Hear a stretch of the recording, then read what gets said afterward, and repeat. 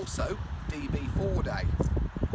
DB4 of course referring to Aston Martin, because the 31st of December 1958 marks the day that the first Aston Martin DB4 was registered at their works in Newport Pagnell. When you think of Aston Martin, you probably automatically think of James Bond films, and that was actually the DB5 that appeared in James Bond films and put Aston Martin firmly on the world map. But it was the DB4 that was first registered on the 31st of December 1958. I have to confess to not being a huge Bond fan. I leave that to the mayoress, whose enthusiasm more than makes up for my perhaps lack of it. But I am a huge fan of all that Aston Martin stands for, because actually it means so much more than Bond. It stands for craftsmanship, skill, high quality and high tech. And although Aston Martin has moved on from the DB4 with numerous models being produced since, that same high quality and craftsmanship is most evident in every model and in every car ever produced at Aston Martin. That's perhaps one of the numerous reasons why the royal family, especially Prince Charles, is so fond of their cars. Earlier this year, the High Sheriff Andrew and I were privileged to be taken on a tour of the factory on Tickford Street in Newport Pagnell.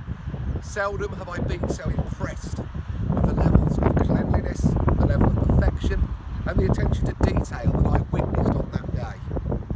You could quite literally eat your dinner off the workshop floor.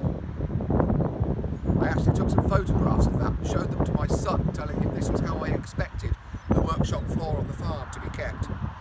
I have to say that, as of yet, he hasn't quite matched up to those expectations.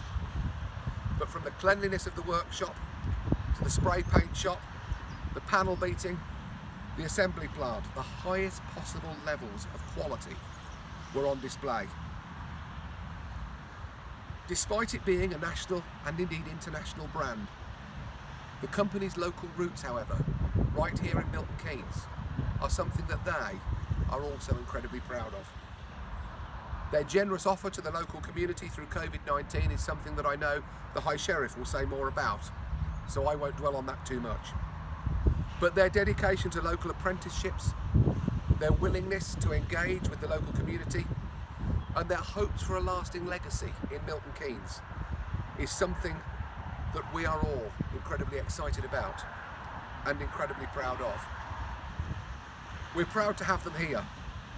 We're proud to call them one of our own, because Aston Martin isn't just Bond or Royal or International, it's local, it's MK, it's Newport Pagnell, and by heck, we're proud of that.